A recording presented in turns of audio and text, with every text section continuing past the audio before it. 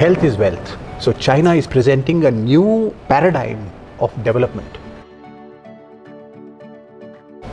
Hello everyone, welcome to Dialogue in Jiangxi. I'm your host, Zoe. Today we are honored to have Mr. Sudheendra Kulkarni, a distinguished Indian scholar researching China's development and poverty alleviation. He is now on a 2-day field visit in Jiangxi Province. Let's welcome Mr. Kulkarni. I know that you arrived in Nanchang City yesterday afternoon, right? So could you share with us what's your first impression? My first impression was one of utter wonderment. I'm coming to Nanchang for the first time. As my flight from Beijing was descending, I looked down and I saw a city with the river crisscrossing, a big lake and so green. And I said, this must be a beautiful city. The one day that I have spent so far has filled me with immense joy, both because of the beauty of the city and equally because of the spirit of the people.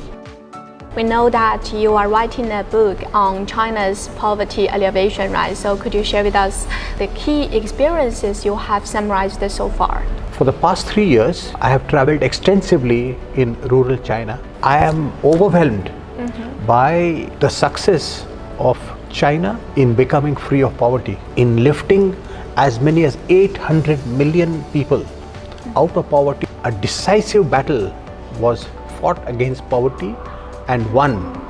And that is a story of immense importance for the entire developing world and especially India. And I have come to the conclusion after visiting all these places that India and other countries, what we call Global South, we have many lessons to learn from China in eradicating poverty and also rural revitalization. And this is the subject of my book. So what's the process of the writing of the book?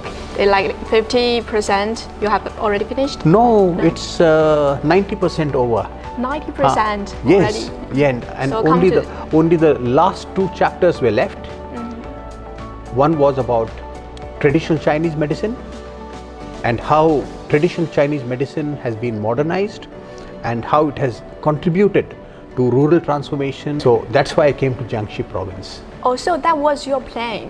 One of the chapters is about the TCM and then you choose to Jiangxi to study the TCM. Yeah. So after today's visit, have you got more thoughts about the TCM? What I learned since this morning after visiting the traditional Chinese medicine university and then the factory, it is an intelligent factory that uses the latest technologies of artificial intelligence and robots in producing medicines of the purest quality.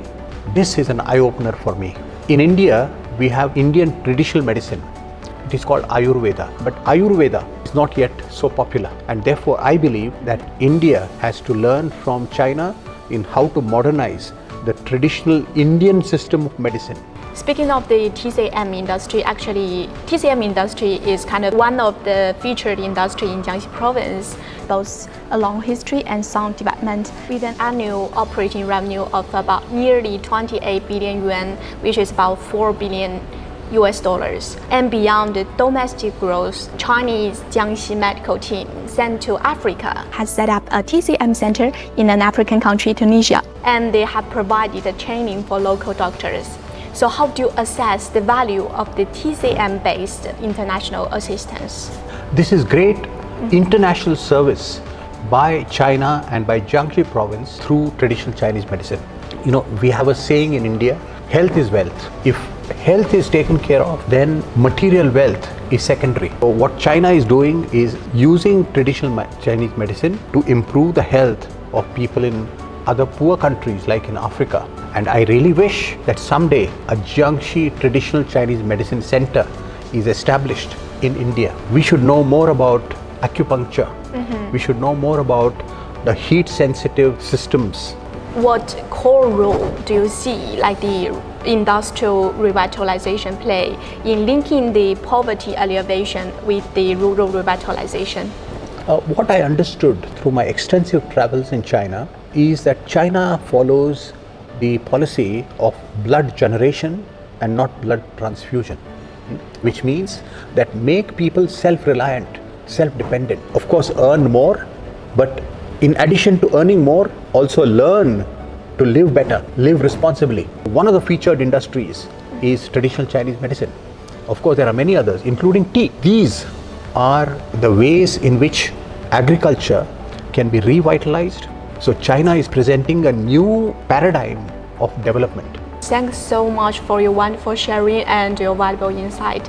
And also, we are looking forward to a new book presenting the true story of China to the world. Thank you so much. Thank you, Joey. Thank you so much. That's all for today's dialogue in Jiangxi. Thanks for watching and see you next time.